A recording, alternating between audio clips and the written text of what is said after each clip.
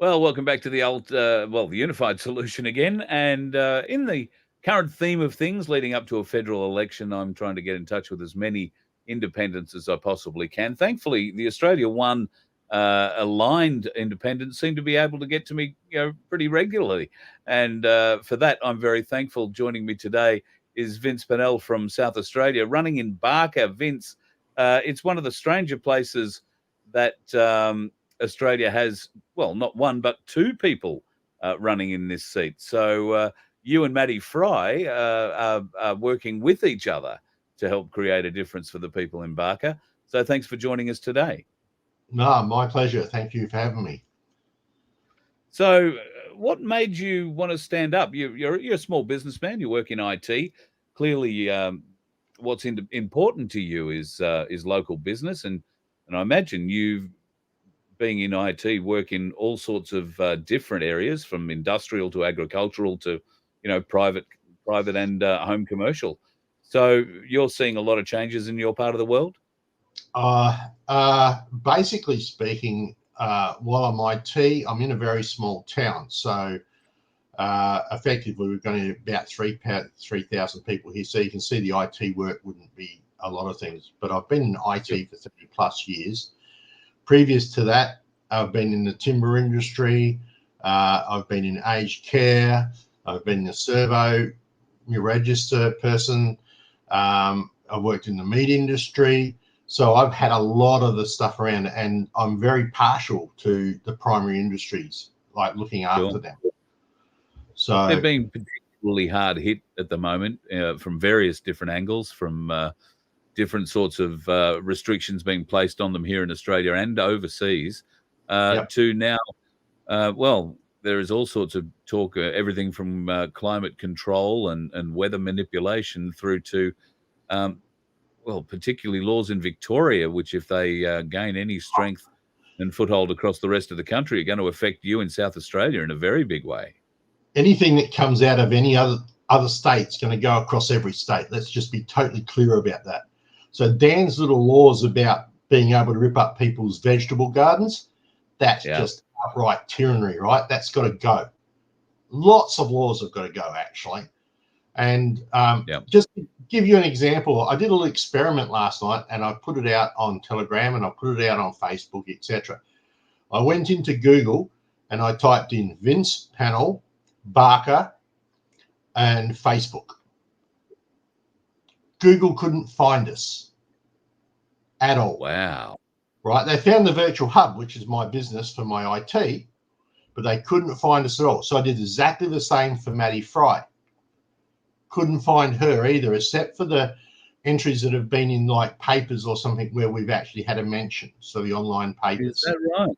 Wow. That's right. Okay. So all your viewers, if they want to go out there and try that, you can also type in Tony Passett and he comes up number 1 on Facebook. Very first hit. So that's the bloke you're up against in that seat. That's the bloke we're up against. Censorship much here? Maybe. Not saying there is, but all the evidence points that way. Does certainly seem to point that way. I would agree. Yeah, and did the same thing on that same search engine, DuckDuckGo. The front page was just full of it. Right. So DuckDuckGo found you. Oh yeah, found me without a problem. Right. So the whole page was basically Facebook, Facebook, Facebook. Right. Same for Maddie Fry, Facebook, Facebook. So and you've got to understand that Google has 92% of the search engine market.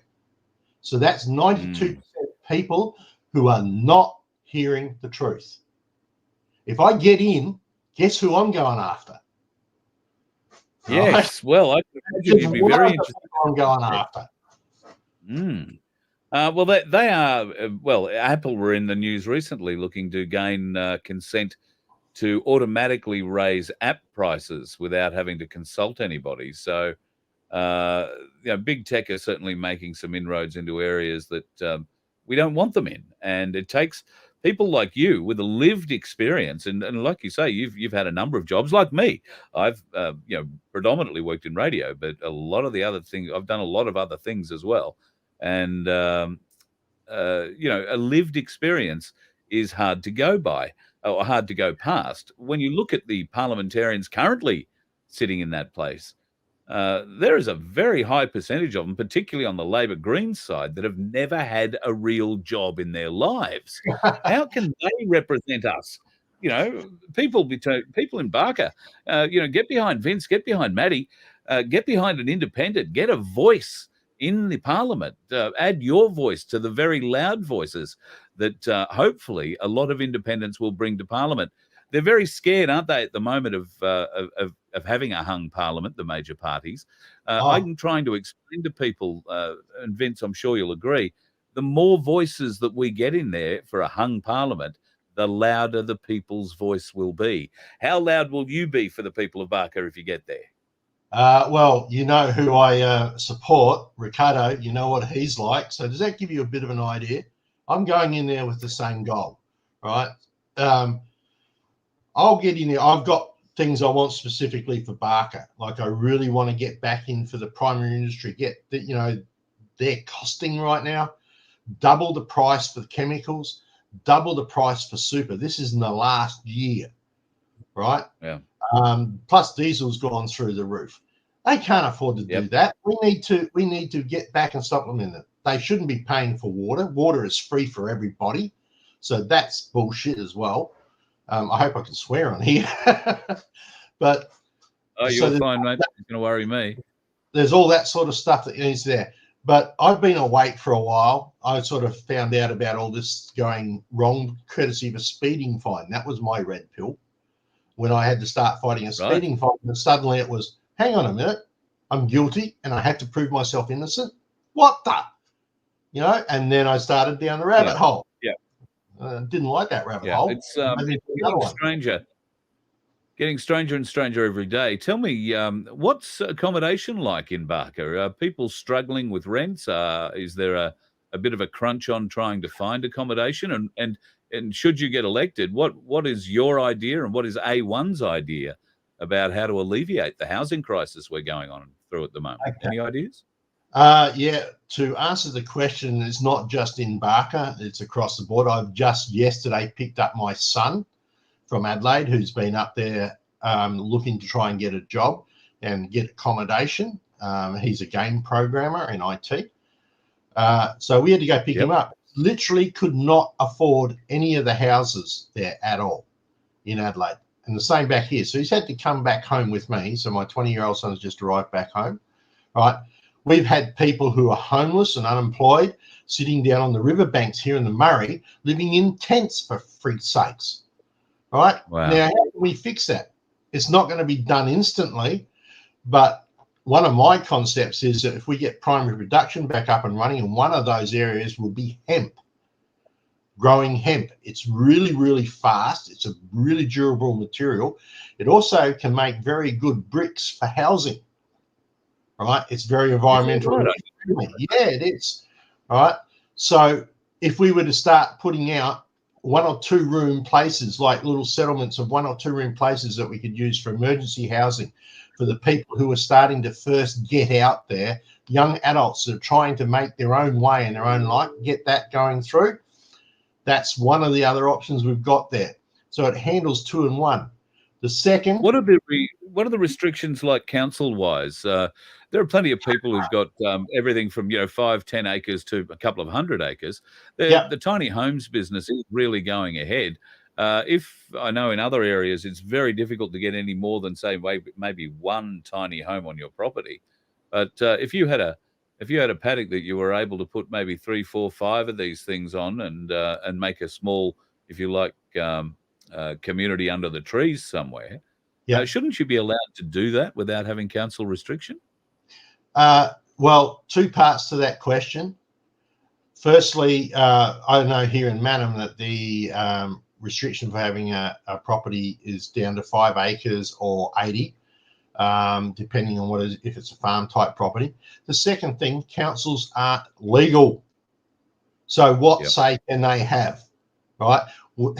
Everybody knows this. We voted them out in 1988. They didn't get into that with that referendum. They lost that one about 70%. All right. So councils actually have no say. The laws that have been brought in by the states directly contradict the Constitution. So anything that contradicts the Constitution is null and void. So they have no power, right? And A1's position is to take them out. I agree. I agree 100%. I'm not saying what I'm doing because I'm an independent, but I support A1's principles. Yep. Well, that's right. You've got to stand up on what you believe yourself. But if there are others like-minded around you, then in this time you'd be mad not to accept their support or to stand with them. If you agree on the same things, it just seems silly. And there are a lot of independents who are standing who aren't what I'm calling A1 supported. That doesn't mean that they have any great different views to what you've been expressing, and most of the other A1 people that I've been talking to are expressing. Ricardo tends to express things a little more directly. Maybe that's the way I'll put that. Are you being approached by his direct or about his direct way of putting things, particularly if he's talking about the Australian Federal Police? Oh, mate, I support him 100% in that. That was just ridiculous. Yeah. Ricardo is brilliant because he's not afraid to take the hit. He's the man to walk in the door and get that first punch in the nose. And the 10 candidates that have stood up with him, we're the same, right? Now, we come from different backgrounds. Ricardo's a soldier. I'm an IT guy and worked on farms and all that sort of stuff. But we all have the same philosophy. We're all out here to save this country right now. And that means bringing in things like giving everyone a 40% pay rise by bringing in a 2% excise tax that the big corporations can't get away from every time they transfer money. 2%. Thank you very much. Right? Right. Let's go and take that. Decentralizing the meat industry here at the moment. There's just been a big scandal about that on the news where it's all owned by one bloody big conglomeration. That's all got to be broken back up, sent back into the individuals. Right. So that's another part of it. The same with the silos, with the ports, all our infrastructure, every single bit of our infrastructure needs to come back. Right. At the moment, how does China win a war with us? Hello, please turn the switch off on the electricity. Thank you. Yeah. Right, that's it. Who in their right mind would sell your critical infrastructure overseas to a foreign company? Who? Well, traitors. We know the answer, but most of the Australian people don't wake up to that. Sorry, unfortunately, I'm really passionate on this. So, what are you hoping for outside of getting yourself elected? If that doesn't happen, what is the next best result for us then? Okay. As you said before, we had Maddie and myself are doing something different, right? We've got a young 29-year-old gutsy little woman out there who's fighting for like crazy. And then you've got old, lived life, slightly senile person, me. No, I'm not senile yet, but I'm probably going to head that way. No, mate, live life experience. Live life experience. That's how you put it.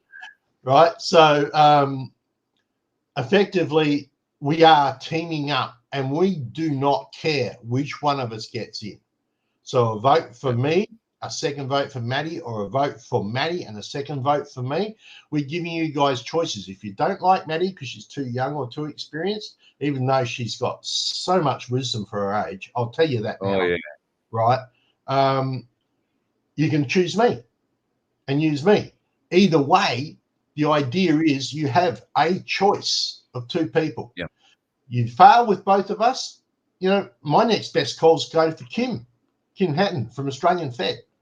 Man, he's a nice guy. I like him. He's good. Right? Even Briggsy from UAP, he won the little battle with his group, and he actually managed to preference us second and third. I don't know which order, but he did actually do that. And then we've got Carlos from One Nation. So they're your five major parties. Carlos, unfortunately, didn't win his battle. He got overruled by the group. Well, I understand Pauline's rationale for that, so I'm not too bad with it, but it would have been nice if she put us before National. Right, so. I would have thought so, yes. She's playing a broader game of politics at the moment, and yes, with the greatest of respect to her. I've never seen her strategies in politics work out terribly well for the people, or for her, for that matter. So I don't have a great deal of confidence in the way that her strategy is being put forward. I think she Mm. could do a lot better by preferencing, She true would have been independents like yourself. she would have been much smarter dealing with us than dealing with the Nationals, right? Because we, So uh, I know you haven't had a lot of time to get out into the public yet and get a feel. Maddie tells me though that there is a large groundswell of support for change, both at a state level, where you've got an independent representing you in those areas, and now federally. Now the polls are telling us that there is no appetite for an independent sort of shift. They also told us that Donald Trump was going to win the 2016 election or the 2020 election, and they were both wrong. That's another story. We'll get into that. So, what's your feel? I think the mood for the people to really get a voice in the parliament is starting to swing, and the only way to do that is to get more people like yourself yep, or Maddie in your particular electorate elected to the parliament and get your voice heard. Are you hearing that? yeah. Because so is Craig Cole as well. What we're finding though is that, as I said, I haven't been able to get out, and people don't know that I'm existing because I'm being censored the crap out of, which I've already proven in a video, supposedly. Just put that in there, right? So I'm going to be trying to get out on the road and get in, put a bit of radio ads in if I can, depends on how expensive they are, that sort of thing. But the whole thing nowadays is that the people have lost their trust in the government, right? COVID did a good thing in that respect. Most of the people that trust the government, you can still tell who they are when you're walking around, all right? That's their choice. And some of them have got good reasons. Let's be fair about that. Some of them have got really good reasons. They do not need to catch it. They're older, they're frail, they've got a critical thing, right? So conditions, whatever. Yeah, if it's their choice to wear it, I don't have a problem with that. They want to do that, it's fine, right? But generally the swell is, I think there's a lot of people out there right now who are going, enough is enough. Maybe it's time to change my loyalty, right? And they're sitting quietly. They're the quiet Australians, the ones that are not there. They're not the ones that are appearing on the polls. And by the way, the polls over here are saying 16 to 17% for the independents at the moment is our vote level. Is that right? Yeah. So that's just the start. We've still got 2 weeks to go.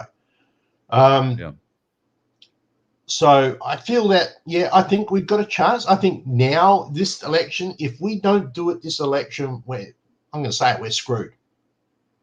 Right? Oh, I agree. We need to do it this election. We need to put voices in there, put them in a hung parliament, right?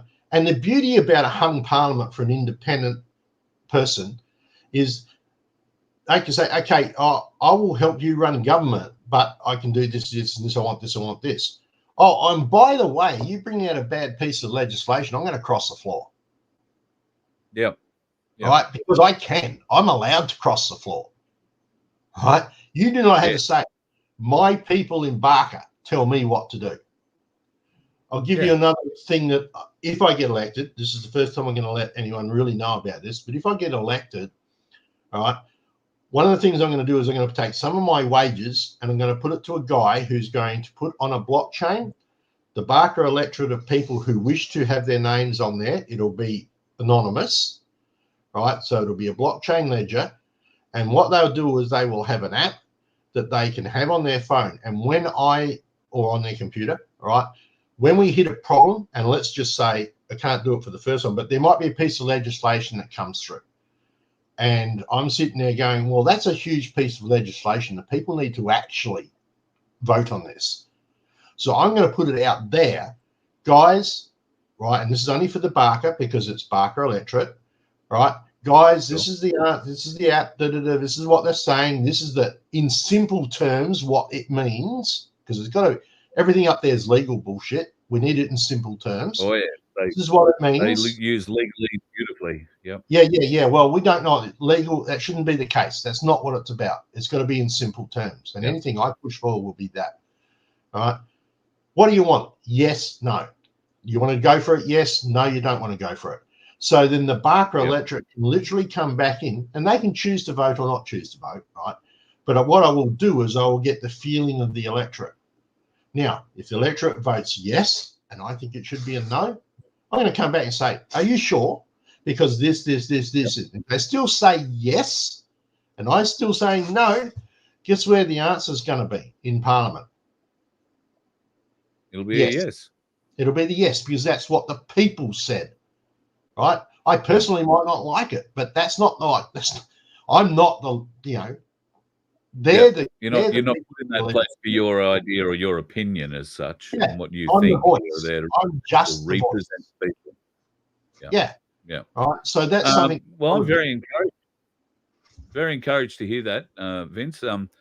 And I think with the likes of quantum computing coming our way very shortly, it won't be long before quantum phones are part of that, and you will be able to do just what you say as well as vote without leaving your house. It can be done now. There'll never be a sausage again, and you won't be able to spoof the result by having phone farms who are controlled by parties, walls and walls of phones texting answers back. All that will be impossible, because they won't have access to the blockchain for starters. That's right. Yeah. Now, just on that, just to make it clear, because everyone's going, digital. Where do I stand on the digital bill? Don't freaking want it. I'm an IT guy, and I'm looking at it going, right? IT is a tool, right? Just like a hammer or a saw, right? But you can beat someone to death with a hammer. So, IT, that digital bill, right, it can be used very nicely. It needs to be gone. We do not want it there. Not now. You can voluntarily do something like that, but you do not have to have it. And that has to be the way it's going to be. And it seems to be being snuck in rapidly and with bipartisan support, because they all want to be able to sneak in and listen to everything that we're saying, doing, thinking, and feeling. It's just another level of control they're trying to add to us. Vince, thanks for taking some time out today to talk to us. I'd love to catch up again. For sure. One more thing. You guys are aware of the current WHO treaty that's coming into play? Yes, that's a significant issue for 196 countries around the world, due in the week after our federal election. The WHO take control essentially of any medical disaster in the world and can declare a pandemic even in a country where there is no sickness. They can lock us down using their UN NATO stormtroopers, who are legally exempt from any retribution here in Australia. That one's going as well, if I get in, I tell you. But that's got to go too. So that's significant. That's a very significant thing you're referring to there. We have to stop that. Just one question. What gives the corporation the right to overthrow the constitution of a country? What gives them the right? Nothing. Exactly. But people will let them stand up and do it. The Constitution is our highest law in the land, and nobody has the right to step on that from any other country. Anyway, and that's the reason why Ricardo said military intimidating. Anyway. Yes. And I'm afraid I'm on the party where I'm on the side of the fence where the Constitutional Act of 1901 is no constitution. It is, in fact, an act. It is a piece of bullshit derived out of another piece of bullshit called Magna Carta 1297. And I can prove it. Yes, the only true constitution, as you may tell from my background, is Magna Carta 1215, and it is still in effect. And doesn't that give to the people? That gives all the power to the people. Trial by jury puts the power back in the hand of the people. The people created government not to control the people. It created government to facilitate the people's lives, make their lives easier. It didn't facilitate a government to tax them. It didn't facilitate a government to lay rules over them and mandate them out of existence.